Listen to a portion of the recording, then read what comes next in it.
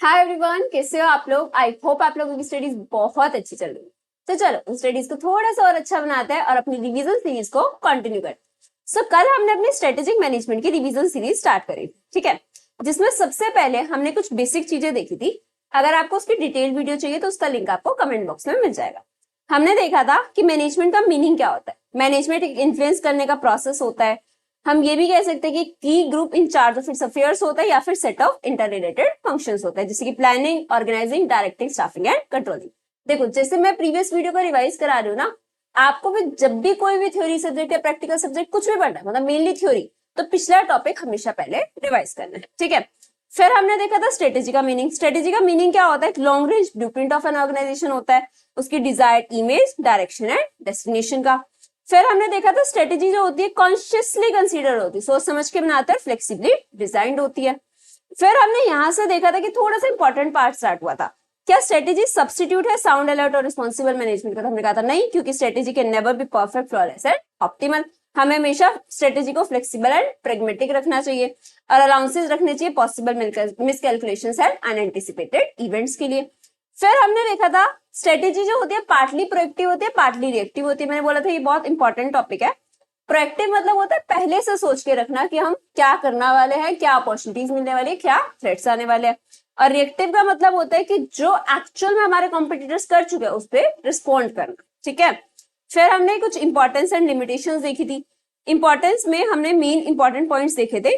It defines the goals and missions of the organisation, helps the organization to develop certain core competencies and competitive advantage, helps the organization to be proactive instead of being reactive, provides framework for all major decisions, prepares the organization to face the future, serves as a corporate defense mechanism against mistakes and pitfalls, and enhance the longevity of the business. ये सारे points हमने कल video में detail समझे थे।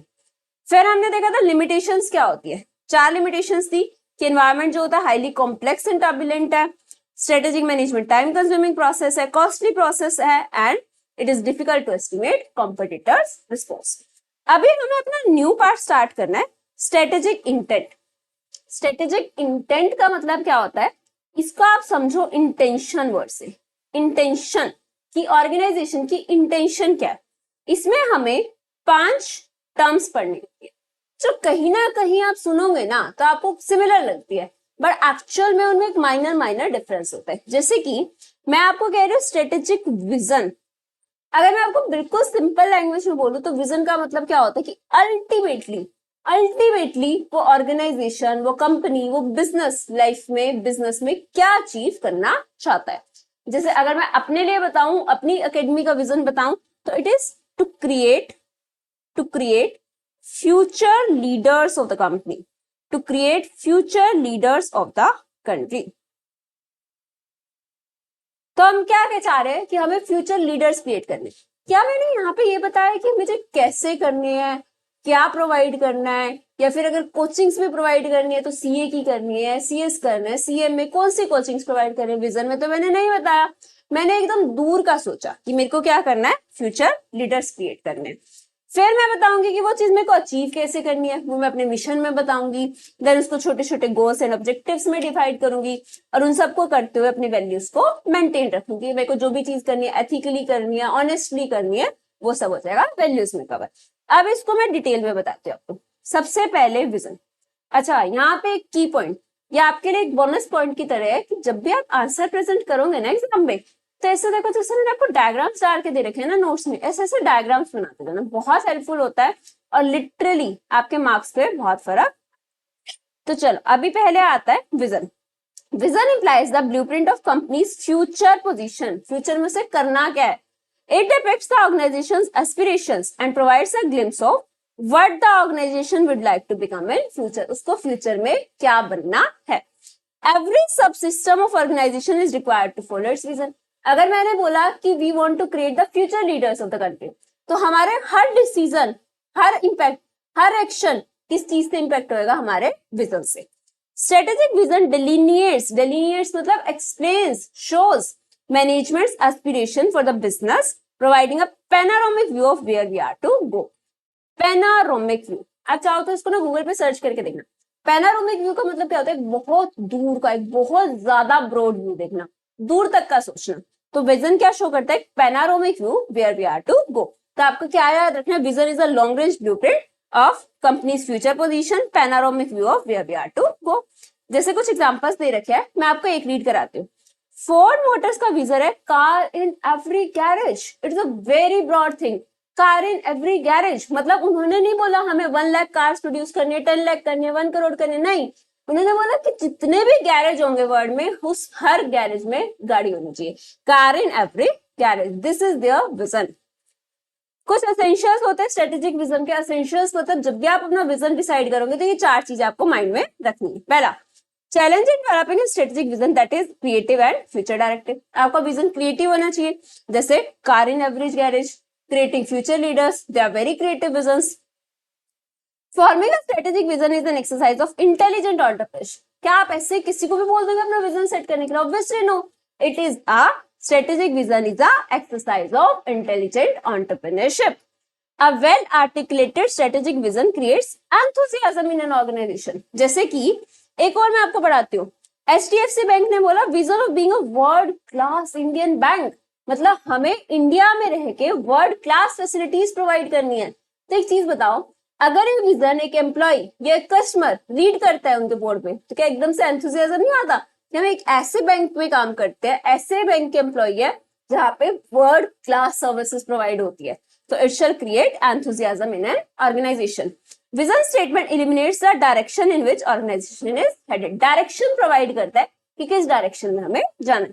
तो 4 आपके essentials हो गए, क्रिएटिव होना चाहिए, फ्यूचर डायरेक्टेड होना चाहिए, इंटेलिजेंट एंटरप्रेन्योरशिप होनी चाहिए, एंथुजियाज्म क्रिएट करे, एंड क्या करे वो? Eliminates the direction. डायरेक्शन बताया हमें किस डायरेक्शन में जाना है। फिर आता है आपका मिशन। विजन तो हमने देख लिया कि बिल्कुल लॉन्ग रेंज में सोचना कि हमारी ऑर्गेनाइजेशन को कहां पे जाना है, क्या करना है। मिशन का मीनिंग क्या होता है? Mission delineates the firm's business, its goals and ways to reach the goals. उसका विजन क्या है, मिशन क्या है, गोल क्या है, वो क्या बताता है? Mission. A mission statement helps to identify what business the firm undertakes. It defines the present capabilities, activities, customer focus and role in the society. आपको एग्जैक्टली याद नहीं करना, आपको याद रखना what business the firm undertakes. जैसे कि मेरा विजन है to create future leaders in the economy, to create future leaders of the country. उसमें मैं क्या बोल सकती हूँ, कैसे प्रोवाइड करेंगे हम?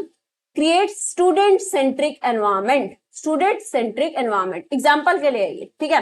तो स्टूडेंट सेंट्रिक एनवायरमेंट हमें क्या करना है? Provide coaching in a student centric environment. तो हमने बिजनेस चूज कर लिया, कोचिंग इंडस्ट्री में जाना है। A company's mission statement is typically focused on its present business scope, who we are and what we do. हम कौन है और क्या करते हैं. It is a colorful sketch of how the firm wants to look, wants its future to look, irrespective of current position. Obviously यार, अगर आप current position की बात करोगे तो मिशन थोड़ी ना है। मिशन क्या होता है? जो चीज आपको फ्यूचर में अचीव करनी है। Colorful sketch of how the firm wants to look, irrespective of current position. अच्छा, बेसिक चीज है, बड़ी बेसिक चीज। एक ऑर्गेनाइजेशन का, एक बिजनेस का मिशन होना क्यों चाहिए? Unanimity of purpose. इस पे पता है बहुत बड़ी डायरेक्ट क्वेश्चन आता है, बहुत डायरेक्ट क्वेश्चन आता है। सिग्निफिकेंस ऑफ मिशन स्टेटमेंट, या फिर why should an organisation have a mission statement.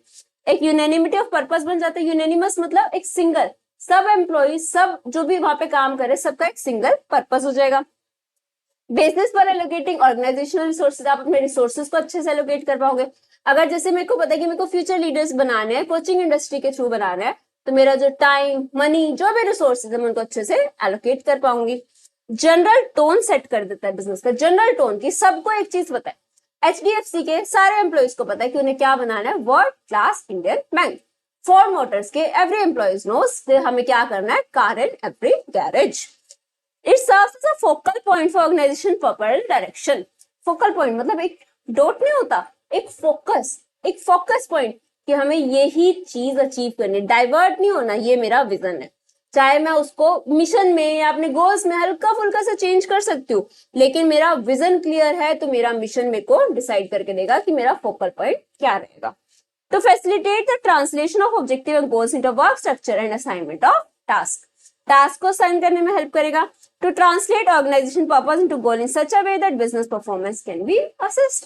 अब मैंने बोला कि स्टूडेंट सेंट्रिक एनवायरनमेंट होना चाहिए, मैं स्टूडेंट से फीडबैक ले रही हूँ, अगर मेरे को लग रहा है स्टूडेंट सेंट्रिक है तो मैं अपना मिशन अचीव कर रही हूँ, अदरवाइज नहीं कर रही हूँ। एक मेरे को बेस प्रोवाइड कर दिया किसके लिए, परफॉर्मेंस अप्रेजल के लिए। फिर ये तो बड़ा सिंपल सा क्वेश्चन है कि एक मिशन स्टेटमेंट क्या क्या आंसर करेगा। जैसे आपने अगर कभी शार्क टैंक देखा हो या कोई भी बिजनेस पिच देखी हो, वो पूछते हैं आप इस बिजनेस में कैसे आए, क्यों आए, आपका गोल क्या है, आप किन्हें सर्व करना चाहते हो, किस तरह से आप ग्रो करना चाहते हो, बेसिक चीजें। हमारा मिशन क्या है, हमारा अल्टीमेट पर्पस क्या है, हम चाहते क्या है, क्यों हम ये बिजनेस कर रहे हैं, what kind of growth do we seek. जैसे मैं आपको एक दिखाती हूँ, एचडीएफसी का मिशन रीड करना आप। To be preferred provider of banking services for target retail and wholesale customer. उन्होंने सेगमेंट बता दिया हमें किसको टारगेट करना है। And achieve healthy growth in profitability. क्या क्वेश्चन था, what kind of growth do we see, healthy growth in profitability consistent with bank's risk appetite. हमें एक लेवल ऑफ रिस्क मेंटेन रखना, उससे ज्यादा नहीं रखना। ये भी बता दिए किसको हमें टारगेट करना है, ये भी हम बताते हैं, whom we do we attend to serve, what kind of business we are in, kind of business, provider of banking services, what brings us to this particular business। मे भी हो सकता है, एग्जाम्पल के लिए बता रही हूँ, इट्स नॉट ट्रू कि एचडीएफसी के जो भी ऑनर है, जो भी फाउंडर है, उन्होंने क्या देखा हो कि प्रॉपर सर्विसेज नहीं मिलती है। जो बैंक्स होते हैं वो अपने जो कस्टमर्स है उनको प्रॉपर सर्विसेज नहीं दे पाते, तो मे बी उन्होंने सोचा वर्ल्ड क्लास इंडियन बैंक बनाए। कोई एयरलाइन कंपनी सोच सकती है कि जो पुअर पीपल है वो उसका एक्सेस नहीं कर पाते, तो उन्होंने एक ऐसी एयरलाइंस बना दी जो चीपर कॉस्ट पे अवेलेबल हो। ठीक है, what should be the nature of this business in future, future में ये कैसा होगा, in what business would we like to be in the future. क्या हम बिजनेस में भी फ्यूचर में भी सेम चीज करेंगे या कुछ अलग करेंगे। Characteristics of a good mission statement. हमारी मिशन स्टेटमेंट कैसी होनी चाहिए, 4 पेज की होनी चाहिए ना। हमारी मिशन स्टेटमेंट होनी चाहिए precise, clear, feasible. Precise, clear, feasible, unique, motivating. Precise मतलब लिमिटेड, 10-15 लाइन नहीं। देखो जैसे ही मैंने आपको 3 मिशन स्टेटमेंट्स डाल के 2 से 3 लाइन बस ये एक्सप्लेन करें कि हम जो करना चाहते हैं वो हम कैसे करेंगे। क्लियर होनी चाहिए, वेग नहीं होनी चाहिए, ऐसा नहीं है कि किसी को समझ ही नहीं आ रही। Clear, preferred provider of banking service, सीधा सीधा टारगेट है, प्रेफर्ड प्रोवाइडर बनना है। एलआईसी का सीधा सीधा टारगेट है इंश्योर करना है quality of life of people, financial security देके, है ना, इंश्योरेंस करके। फिजिबल होना चाहिए, अचीवेबल होना चाहिए, चांद तारे तोड़ लाएंगे टाइप्स नहीं, फिजिबल होना चाहिए। यूनिक होना चाहिए, सबका मिशन अगर सेम होगा तो आप क्या लगता है, यूनिक होना चाहिए, मोटिवेटिंग होना चाहिए। उस मिशन का फायदा ही क्या है, जो एम्प्लॉयज को लेथार्जिक बना दे, जो आप 2 दिन में इजीली अचीव कर सकते हो। इट शुड बी मोटिवेटिंग, ऐसा कुछ जो उनमें क्या लेकर आए, एंथुजियाज्म, क्रिएटिविटी। तो क्या होना चाहिए mission statement, precise, clear, feasible, unique and motivating. Clear है? अच्छा, ये बेसिक सा है, जस्ट रीड कर लेना इसको। इसमें क्या बोला, एक पर्सन थे पीटर डकर, ही सेड दैट कि हमें बिजनेस, अगर कोई पूछ रहा है हमारा बिजनेस क्या है, तो हमें ये नहीं बताना चाहिए कि हम ये गुड्स देते हैं या ये सर्विसेज देते हैं, उसको मार्केटिंग फॉर्म में बताना चाहिए। कैसे? जैसे इंडियन ऑयल है, अगर इंडियन ऑयल कह रहा है we produce oil and gasoline, it's a general term. We provide various types of safe and cost effective energy, that is a marketing term. Safe energy provide करते हैं, cost effective energy provide करते हैं। ठीक है, फिर अपना आता है गोल्स एंड ऑब्जेक्टिव्स। अभी तक हमने देखा विजन क्या होता है, लॉन्ग रेंज में सोचना कि कंपनी अल्टीमेटली करना क्या चाहती है। मिशन क्या होता है कि वो चीज कैसे करना चाहती है, कौन से बिजनेस के थ्रू करना चाहती है, किससे सर्व करना चाहती है, या किस टाइप की ग्रोथ वो चाहती है। फिर आता है हमारा गोल एंड ऑब्जेक्टिव। काफी सिमिलर है ये, माइनर सा डिफरेंस होता है, रीड कराती हूँ मैं आपको। Goals are broad statement, broad statements होते हैं that describe what a company aims to achieve in long term. Long term में क्या अचीव करना है। They are typically high level overarching statements that reflect the company's vision and values. Vision define करती है, values define करती है। Goals are often qualitative, ये box कर देना आप, qualitative, and maybe open ended, ये भी बॉक्स करना, open ended, time limit नहीं होती, open ended, allowing the company to constantly strive toward achieving them। ठीक है, whereas objectives are specific, measurable and time bound। Time bound होते हैं, यहाँ क्या था, ओपन एंडेड, टाइम फिक्स नहीं होता, ऑब्जेक्टिव में टाइम फिक्स होता है। that define what a company wants to achieve in short to medium term। जैसे अगर मेरा मिशन है कि मेरे को स्टूडेंट सेंट्रिक एनवायरनमेंट करना है, उसके लिए मैंने सोचा कि मैं 4 सेमिनार्स रखूंगी साल में, कि मैं उनके साथ इंटरेक्ट कर पाऊंगी, Q&A सेशंस रखूंगी। ठीक है, अब उन 4 की कोई टाइमलाइन नहीं रखी मैंने, लेकिन जहाँ टाइमलाइन डिसाइड कर दी कि मेरे को इस मंथ में करना है या इतने महीने में एक सेशन करना है, that is a objective. They are concrete, fix होते हैं, and detailed statement that provide direction and focus on what the company needs to do and achieve its goal. Objectives are often quantitative. ये क्या था? Qualitative. This is quantitative and include specific metrics that can be used to track progress and success. मैंने बोला every 2 months और every 3 months मेरे को एक session रखना है, Q&A सेशन रखना है. मैं रख रही हूँ या नहीं रख रही हूँ, मेरे को पता चल जाएगा, मेरा परफॉर्मेंस ट्रैक हो जाएगा. ठीक है. अच्छा, फिर आपका आता है objectives to be meaningful to serve the intended role must possess the following characteristics. Direct question आ सकता है, कैरेक्टरिस्टिक्स ऑफ ऑब्जेक्टिव्स क्या होना चाहिए? Shall define the organisation's relationship with environment, कि हमारा ऑर्गेनाइजेशन का एनवायरनमेंट के साथ रिलेशन क्या है, कि हम एनवायरनमेंट के साथ कैसे इंटरेक्ट कर रहे हैं, कैसे हमारे गोल और विजन को हम बिजनेस के साथ या हमारे एनवायरनमेंट के साथ लिंक करके चल रहे हैं. Achievement of mission and purpose, obviously objective ऐसा होना चाहिए कि मिशन या पर्पस को अचीव करें. अगर आपका विजन है, सपोज बीइंग अ स्टूडेंट, आपका विजन है फाइनेंशियल इंडिपेंडेंस, ठीक है, उसके लिए आपने सोचा इसको अचीव कैसे करोगे? Become a CA, this is your mission. अब आपने क्या बोला, इसके लिए आपको क्या करना पड़ेगा? अभी हम जैसे है सीए इंटर लेवल पे, तो हमें क्या क्लियर करना पड़ेगा? CA intermediate. देन आपने एक टाइमलाइन सेट कर दी कि जो भी आपका अटेम्प्ट है मई 26, सितंबर 26, मेरे को उसी में क्लियर करना है. तो क्या हो गया? टाइम फ्रेम सेट हो गया और हमारे achievement of mission and purpose के लिए एक बेंचमार्क सेट हो गया. ठीक है. चैलेंजिंग होना चाहिए, ऐसा नहीं है कि बहुत इजीली अचीव कर लिया, फिर क्या ऑब्जेक्टिव हुआ, फिर क्या गोल हुआ? चैलेंजिंग होना चाहिए. Standards for performance appraisal, obviously अगर अचीव कर लिया तो परफॉर्मेंस अच्छी है, अदरवाइज नहीं है. Provides the basis for strategic decision making, एक बेस प्रोवाइड कर देता है कि बाकी के डिसीजन उस बेसिस पे लेंगे. अगर आपको मई 26 या सितंबर 26 में क्लियर करना है तो आपको क्लासेस कब लेनी है, कब रिविजन्स करनी है, कौन सी वीडियोस देखनी है, कौन सा मटेरियल फॉलो करना है. कंक्रीट एंड स्पेसिफिक होना चाहिए, फिक्स होना चाहिए, इधर उधर नहीं, फिक्स. मेजरेबल एंड कंट्रोलेबल होना चाहिए, मेजरेबल एंड कंट्रोलेबल होना चाहिए कि हम उसको मेजर कर सके कि ये चीज हमें इतने दिन में, इतने टाइम फ्रेम में अचीव करनी है. Different objective shall correlate with each other. क्या आपका ऐसा ऑब्जेक्टिव हो सकता है, मेरे को 12 आवर्स पढ़ना है और 10 आवर्स फुटबॉल खेलनी है, क्या ये कोरिलेट कर रहा है? नहीं. मेरे को 6 आवर्स फुटबॉल खेलनी है, नहीं, कोरिलेट नहीं कर रहा. मेरे को क्या करना है? 10 आवर्स पढ़ना है और 2 एमटीपीज देने, हाँ ये कोरिलेट कर रहा है. ठीक है, तो एक दूसरे से कोरिलेट करने चाहिए. Shall we set within constraint of organisation resources and external environment, organisation के रिसोर्सेज और एक्सटर्नल एनवायरनमेंट के साथ कोरिलेट करना चाहिए. ठीक है, ऐसा नहीं है कि हमारे रिसोर्सेज तो है 10 लाख यूनिट्स बनाने के और हम ऑब्जेक्टिव रखे बैठे कि 2 करोड़ यूनिट बनाएंगे. कैसे? रिसोर्सेज चाहिए ना, तो रिसोर्सेज होने चाहिए. क्या देखा हमारा? Relationship with an environment show करता है, टाइम फ्रेम होना चाहिए, क्वांटिटेटिव होना चाहिए, कंक्रीट एंड स्पेसिफिक होना चाहिए, स्टैंडर्ड्स और परफॉर्मेंस अप्रेजल बताए, और क्या बताए? Within the constraint of organisational resources. Clearly establish objectives के बेनिफिट क्या है? सिंपल है, डायरेक्शन प्रोवाइड करेगा. सिनर्जी, सिनर्जी का मतलब क्या होता है कि एक चीज अच्छे से करने से उसका बेनिफिट दूसरे को भी आएगा. इवेल्युएशन परफॉर्मेंस अप्रेजल में हेल्प करेगा. प्रायोरिटी सेट करेगा, अनसर्टेनिटी को रिड्यूस करेगा. ऑब्जेक्टिव सेट होगा, अनसर्टेनिटी नहीं, ऐसा नहीं है कि जो होगा देखा जाएगा ना, अनसर्टेनिटी नहीं होगी. कॉन्फ्लिक्ट्स कम करेगा, स्टिमुलेट करेगा एक्सर्शन को, aid in allocation of resources and design of job. ये बताएगा कि कैसे कैसे आप रिसोर्सेज को एलोकेट कर सकते. ठीक है, फिर ये बेसिक सा है, रीड कर लेना बस, कि आपको क्या बताता है. लॉन्ग टर्म प्रोस्पेरिटी के लिए आपके 7 एरियाज पे फोकस होना चाहिए. क्या क्या? प्रॉफिटेबिलिटी, प्रोडक्टिविटी, 2 तो पी से रिलेटेड है, बिजनेस से रिलेटेड. प्रॉफिटेबिलिटी, प्रोडक्टिविटी, 2 एम्प्लॉय से related, employee relation, employee development, 2 बाहर वाली चीजों से related, public responsibility, competitive position, और एक हमारी टेक्नोलॉजी. क्या क्या बोला मैंने?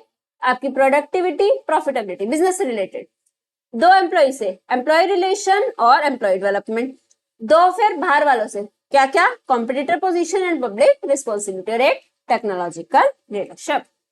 फिर आपसे एक बेसिक चीज पूछी, जस्ट रीड, क्या हमारे goals and objective short term होने चाहिए, long term? This is both. आपके शॉर्ट टर्म भी होने चाहिए, लॉन्ग टर्म. जैसे अगर आपका लॉन्ग टर्म ऑब्जेक्टिव है कि आपको अपनी सेल्स को डबल करना है तो आप उसको शॉर्ट टर्म में डिवाइड कर दो कि हर साल 20-20% मेरे को इंक्रीज करना है, ठीक है। अच्छा जी, फिर आता है आपका एक वर्ड वैल्यूज। वैल्यूज का मीनिंग क्या होता है? सिद्धांत, प्रिंसिपल्स। क्या आप अपने बिजनेस को करते टाइम क्या सिद्धांत, क्या प्रिंसिपल्स फॉलो कर। देखो, चाहे आप कितना ही अच्छा प्रोडक्ट प्रोवाइड कर लो, कितनी अच्छी क्वालिटी दे दो, कितने ही सस्ते प्राइस पे दे दो, अगर आपकी वैल्यू स्ट्रांग नहीं है तो कस्टमर आपसे परचेज नहीं करना चाहेगा। कोई अगर आपके साथ फ्रॉड कर देता है, हमेशा वो सही देता था, एक बार उसने 100 रुपए का भी फ्रॉड कर दिया, आप नहीं जाऊंगा दोबारा उसके पास। एक बुटीक है, एक डिजाइनर पर्सन है जो डिजाइन करता है क्लोथ्स को, उसने कितनी अच्छी डिजाइनिंग करके वो देता हो, उसने अगर आपको आपके फंक्शन के टाइम पे टाइम से कपड़े नहीं दिए तो आप दोबारा उसको काम नहीं दोगे। तो आपको क्या देखना पड़ता है कि person should be accountable, integrity को फॉलो करे, ऑनेस्ट हो, ट्रस्ट वर्दी हो, है ना। Companies value set the tone for how the people think and behave, specially in situation of dilemma. जब आप क्लियर नहीं हो कि क्या करना है, उसमें आप कैसा परफॉर्म कर रहे हो, that is values. It creates a sense of shared purpose to build a strong foundation and focus on longevity of the business. अगर आप बिजनेस में अच्छा परफॉर्म कर रहे हो, वैल्यूज के साथ चल रहे हो, तो आपका बिजनेस लॉन्ग टर्म में चलेगा। Employees prefer to work with employers and customers prefer to buy from companies whose values resonate with them. अगर हमारे वैल्यू स्ट्रॉन्ग है तो हम भी स्ट्रॉन्ग वैल्यू वाली कंपनी से परचेज करेंगे। हमारे वैल्यू स्ट्रॉन्ग है तो हम ऐसी कंपनी में काम करेंगे जिसके खुद के वैल्यूज भी स्ट्रॉन्ग, जो फ्रॉड ना करती हो। Hence, values have both internal as well as external implication. Examples the integrity, trust, accountability, etc. ये सेंटर रहता है, कोर रहता है विजन, मिशन, गोल का। कुछ भी चीज अचीव करनी है, हमें अपनी वैल्यूज को हार्म नहीं करना चाहिए, वैल्यूज को नहीं छोड़ना चाहिए, अपने प्रिंसिपल्स, अपने सिद्धांत को नहीं छोड़ना चाहिए, ठीक है। ये चीज आपको भी लाइफ में याद करनी है कि आप कुछ भी करो, सीए कर रहे हो, बिजनेस कर रहे हो, कुछ भी कर रहे हो, अपनी वैल्यूज के साथ कॉम्प्रोमाइज नहीं करना। फिर इन्होंने बोला इंटेंट वर्सेस वैल्यू, क्या ब्रॉडर है। वो कह रहे वैसे तो दोनों चीजें बिल्कुल अलग है यार। वैल्यूज मतलब प्रिंसिपल्स, काम करने का तरीका, विजन, मिशन, गोल मतलब हमें करना क्या है, लेकिन स्टिल वो कहते हैं इंटेंट से थोड़ा सा बड़ा क्या है, वैल्यू। क्यों? क्योंकि पूरे इंटेंट को गाइड कौन करता है, वैल्यूज। कि आप जो भी चीज, जो भी आपका विजन है, मिशन है, गोल्स या ऑब्जेक्टिव्स है, सबको फॉलो करने में आपकी वैल्यूज आपके साथ होंगी। क्लियर है ये चीज? कोई भी डाउट हो मेरे को कमेंट्स में डाल देना, I will surely reply, okay. फिर आपका आता है strategic levels in an organisation. बहुत इजी टॉपिक है, बहुत स्कोरिंग टॉपिक है। आपके जनरली 3 लेवल्स रहते हैं, corporate level, business level, functional level. Basic बताती हूँ। कॉर्पोरेट लेवल जो मतलब बिल्कुल top level, top management, CEO, CFO, board of director, managing directors, ये सब। इनका काम क्या होता है? ओवरऑल ऑर्गेनाइजेशन के लिए पॉलिसीज बनाना, डिसीजंस लेना, कहाँ पे मर्जर एक्विजिशन करना है, कहाँ पे इंटरनल रिकंस्ट्रक्शन करना है, अमलगमेशन करना है, क्या करना है, these decision are taken by head office, that is corporate level. फिर आपका आता है बिजनेस लेवल। बिजनेस लेवल में डिफरेंट डिविजन्स में डिवाइड कर देते हैं। जैसे मैं अगर आपको एग्जांपल दूं, रिलायंस लिमिटेड। रिलायंस लिमिटेड का जो सीईओ होगा, सीईओ, सीएफओ, एमडी, ये सब किस में आ रहे हैं? Corporate level. फिर रिलायंस के डिविजन्स, जैसे Reliance trend, Reliance fresh, Reliance digital, ये सब डिविजन्स है। इन सब का जो हेड होगा, जैसे रिलायंस ट्रेंड का जो डिविजनल हेड होगा, रिलायंस फ्रेश का एक अलग हेड होगा, रिलायंस डिजिटल का एक अलग हेड होगा। उनका काम क्या होगा? सिर्फ अपने डिवीजन के लिए डिसीजन लेना, हमारा डिवीजन कैसे ग्रो करे, कैसे प्रॉफिट्स अर्न करे। फिर इनके नीचे, जैसे रिलायंस डिजिटल के नीचे ही पर्सन होगा, प्रोडक्शन वाला पर्सन अलग हो जाएगा जो प्रोड्यूस करेगा, मार्केटिंग वाला पर्सन अलग होगा जो सिर्फ मार्केटिंग पे फोकस करेगा, फाइनेंस वाला अलग होगा। तो ये एक पर्टिकुलर फंक्शंस के अकॉर्डिंग डिसाइड कर दे, that is finance, that is your functional level. Corporate level क्या होता है? CEO, senior executives etcetera decision making लेते हैं पूरी ऑर्गेनाइजेशन के लिए, डेवलपमेंट पे फोकस करते हैं होल ऑर्गेनाइजेशन की, विजन एंड गोल डिफाइन करते हैं होल ऑर्गेनाइजेशन का, what business it shall be in, resources allocate करते हैं, लीडरशिप प्रोवाइड करते हैं। इंपॉर्टेंट है, डायरेक्ट क्वेश्चन बहुत बार आता है। स्पेशल रोल क्या होता है इनका शेयर होल्डर्स के लिए? अब देखो, जो शेयर होल्डर है वो पैसा लगा रहा है, वो किसको देख के लगा रहा है? Top manager. उसको नहीं पता ब्रांच वाइज या डिवीजन वाइज या फंक्शंस वाइज की कौन क्या सपोर्ट कर रहा है, क्या मैनेज कर रहा है। उसे पता है टॉप मैनेजमेंट, कौन इसका सीईओ है, कौन सीएफओ है ना। तो हम जब बिजनेस में पैसा लगाते हैं, इन्वेस्ट करते हैं, बीइंग अ शेयर होल्डर, हम उसकी टॉप मैनेजमेंट को देख के लगाते हैं। तो they act as its guardians, they act as the guardians of share holders welfare. Link provide करते हैं people who oversee the strategic development, मतलब बोर्ड ऑफ डायरेक्टर्स वगैरह, एंड हु ओन इट, मतलब शेयर होल्डर, उनके बीच का एक link provide करते हैं। इनकी रिस्पॉन्सिबिलिटी होती है इंश्योर करना कि जो स्ट्रेटेजीज है they are consistent with maximising share holders wealth. आप जो भी करो शेयर होल्डर की वेल्थ को मैक्सिमाइज करें। अल्टीमेटली नहीं तो सीईओ क्या हो जाएगा, अकाउंटेबल हो जाएगा। फिर डिविजनल लेवल आता है, आपको रोल देखना है इसका।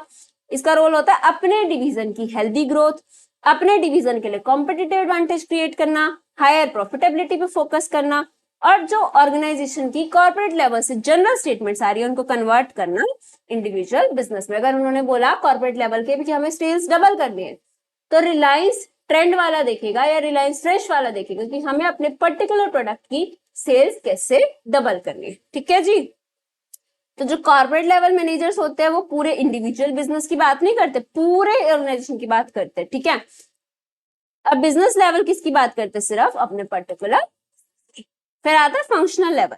फंक्शनल लेवल क्या करते हैं, सिर्फ स्पेसिफिक बिजनेस फंक्शंस पे फोकस करते हैं, HR, purchasing, customer service etcetera, सिर्फ अपने एरिया पे फोकस होता है। जैसे कि अगर रिलायंस ट्रेंड्स जो क्लोथिंग डिवीजन है, वो जो मैनेजर होगा डिविजनल मैनेजर, उसको पूरे क्लोथिंग डिवीजन से फर्क पड़ेगा, लेकिन उसका जो मार्केटिंग वाला पर्सन होगा उसको सिर्फ ये फर्क पड़ेगा कि मार्केटिंग अच्छे से हो रही है या नहीं हो रही, सिर्फ अपने फंक्शन से। स्ट्रेटेजीज बनाते हैं अपने फंक्शन के लिए, क्रिटिकल इनपुट प्रोवाइड करते हैं, वेरी इंपॉर्टेंट पॉइंट कि वो कस्टमर से सबसे ज्यादा क्लोजर होते हैं। जैसे अगर रिलायंस ट्रेंड की जो मार्केटिंग वाली टीम होगी ना, वो डायरेक्टली कस्टमर से कांटेक्ट करेगी, उन्हें पता है कस्टमर को क्या पसंद आ रहा है क्या नहीं आ रहा, तो डायरेक्टली किसको बता पाएंगे, divisional level and top level को। इसमें क्वेश्चन भी बनता है क्या इन्हें डिसीजन मेकिंग में लेना चाहिए, बिल्कुल लेना चाहिए, क्योंकि ये कस्टमर से सबसे ज्यादा क्लोज होते हैं।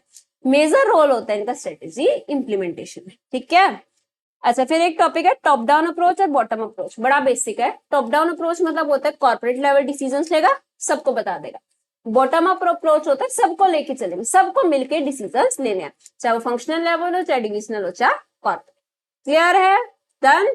देखो यहां तक अपना इजीली, बहुत इजी टॉपिक्स हैं, अपने नोट्स गो थ्रू करना, वीडियो सामने रखना, आपको हर एक चीज समझ आ जाएंगे। अगेन आई एम सेइंग, जहां पे जो वर्ड जो लाइन ना समझ आए आप मेरे को व्हाट्सएप भी कर सकते हो, आपको नंबर दिख रहा होगा स्क्रीन पे, कमेंट्स में डाल सकते हो या टेलीग्राम पे पूछ सकते हो, जैसे आपको कंफर्टेबल लगे अपने डाउट्स जरूर ले लेना। ठीक है। फिर अपना लास्ट टॉपिक है network of relationship between 3 levels. ये तीनों लेवल्स कौन से कॉर्पोरेट, डिविजनल एंड फंक्शनल, ये आपस में इंटरेक्ट कैसे करते हैं, बड़ा इजी है। 3 तरीके होते हैं। पहला होता है फंक्शनल डिविजनल, जो हमने चेन पढ़ी है कि अपना ये हो गया corporate level, divisional and functional. ठीक है। तो फंक्शनल लेवल वाले को कुछ भी कम्युनिकेट करना वो डिविजनल को बताएगा, डिविजनल किसको बताएगा, कॉर्पोरेट को बताएगा। ये होता है हमारा functional divisional relationship. It is an independent relationship where each function और a division is run independently. सब फंक्शंस इंडिपेंडेंट चल रहे हैं, डिविजन्स इंडिपेंडेंट चल रहे हैं, हेडेड बाय द फंक्शन और डिवीजन हेड। फंक्शंस का अपना हेड है, डिविजन्स का अपना हेड है। Who is a business level manager reporting directly to the business head, where it is corporate level manager. Corporate level को ये report करते हैं। Functions may be finance, human resource, marketing, etc. Divisions may be depend on products like toy manufacturer के पास क्या हो सकता है, teenage toy, kids toys. Reliance के पास क्या है, Reliance Trend, Reliance Fresh, Reliance Digital and many more segments. Clear है? फिर पहले एक बार फ्लैट स्ट्रक्चर देखते हैं, हॉरिजॉन्टल रिलेशनशिप, इसको फ्लैट स्ट्रक्चर भी बोलते हैं। हॉरिजॉन्टल रिलेशनशिप क्या होता है, ये ना पता है जनरली स्टार्टअप्स में लगता है। यार देखो स्टार्टअप्स में ना तो ज्यादा लोग होते, ना ही ज्यादा फॉर्मेलिटी होती, वही ओनर है, वही मैनेजर है, वही एम्प्लॉई है। तो अगर उन्होंने अपने अंडर एक पर्सन रख भी लिया तो हो सकता है डायरेक्टली वो ओनर से ही कम्युनिकेट कर रहा, डायरेक्टली वो टॉप मैनेजमेंट से कम्युनिकेट करे, क्योंकि उसमें टॉप बॉटम डिवीजन ऐसा कुछ है ही नहीं। तो सब एक ही लेवल पे मान के चलता है, कोई किसी से भी कम्युनिकेट कर सकता है। क्यों? जिससे आइडिया शेयरिंग इजीली हो जाए। All positions from top management to staff level employees are in the same hierarchical position. सब same level पे है, flat structure बोलते हैं इसको। Everyone is considered at same level. This leads to openness and transparency. Openness रहते हैं, एक दूसरे के साथ easily communicate करते हैं, हिचक नहीं रहती क्यों मेरा सीनियर है, वो मेरे सर है, उनसे ऐसे बात करनी है, अपना आइडिया मैं कहीं ना बताऊं, मेरी बेइज्जती ना हो जाए, ऐसा कुछ नहीं होता, सब इजीली कम्युनिकेट कर रहे हैं। And I must say startups के लिए this is one of the best structure, यहाँ पे ओपनली अपने आइडियाज रखे जाते हैं। And focus more on idea sharing. कब से कहाँ पे फेमस होता है स्टार्टअप में, जहाँ पे आइडिया शेयरिंग और स्पीड की नीड हो। क्लियर है। लास्ट अपने पास आता है मैट्रिक्स रिलेशनशिप। देखो मैं आपको एक चीज बताती हूँ, एक हिंट देती हूँ। अगर क्वेश्चन में मैट्रिक्स रिलेशनशिप आंसर है तो उसके लिए ना आपकी एक केस स्टडी ऐसी है कि आपको समझ भी आ जाएगा अगर आप वो पढ़ोगे। अगर कहीं पे ये बात हो रही है कि बिजनेस मशीन लर्निंग एआई लेके आना चाह रहा है और कौन सा स्ट्रक्चर लग रहा है उसमें, मैट्रिक्स स्ट्रक्चर लग रहा है। ये मैं आपको ना देखो, आप एक तरह से थोड़ा सा क्रैम बोल लो या कुछ भी बोल लो, कहीं पे मशीन लर्निंग आ रही है, बिजनेस में एआई आ रहा है, तो वो होता है मैट्रिक्स स्ट्रक्चर। क्यों होता है मैट्रिक्स रिलेशनशिप? क्योंकि उसमें फंक्शनल वाले भी मिक्स हो जाएंगे, डिविजनल वाले भी मिक्स हो जाएंगे। मैं आपको एक ना एग्जाम्पल देती हूँ। फॉर एग्जाम्पल, हाँ जी, तो देखो एग्जाम्पल डिस्कस करते हैं। जैसे एक ऑडिट टीम है, वो एक एक्सवाइजी कंपनी का ऑडिट करने गई, ठीक है। अब उन्हें क्या करना है, ऑडिट करना है। 4 मेंबर्स गए। ऑडिट तो उन्हें बहुत अच्छे से आता है करना, लेकिन इसमें ना हमें एक डेटा एनालिसिस परफॉर्म करना था कि उनका डेटा करेक्ट है, कंप्लीट है या नहीं है, वो नहीं आता था। तो हमने क्या करा, डेटा एनालिटिक्स टीम थी हमारी कंपनी की, उसके एक मेंबर को बुला लिया और हमने बोला ये डेटा एनालिसिस कर दो। अब वो पर्सन क्या करेगा, वो डेटा एनालिसिस परफॉर्म कर देगा, ठीक है। और ये मेंबर्स क्या करेंगे, ऑडिट करेंगे। ये डेटा एनालिटिक्स वाला जो पर्सन है अपने डिपार्टमेंट को भी रिपोर्ट करेगा और हमारी जो कंपनी की ऑडिट टीम है उसको भी रिपोर्ट करेगा। तो यहाँ पे हमारा ये क्या हो जाता है ना, एक ग्रिड लाइक स्ट्रक्चर बन जाता है। तो हम यहाँ पे क्या कहते हैं कि हमारा जो मैट्रिक्स रिलेशनशिप होता है, मैट्रिक्स रिलेशनशिप क्या होता है, एक ग्रिड लाइक स्ट्रक्चर होता है जो लार्ज ऑर्गेनाइजेशंस के लिए बहुत यूजफुल होता है, लेकिन स्मॉल ऑर्गेनाइजेशंस के लिए थोड़ा सा कॉम्प्लेक्स हो जाता है। और ये जनरली किसके लिए बनता है, टेम्परेरी टास्क बेस्ड प्रोजेक्ट्स के लिए।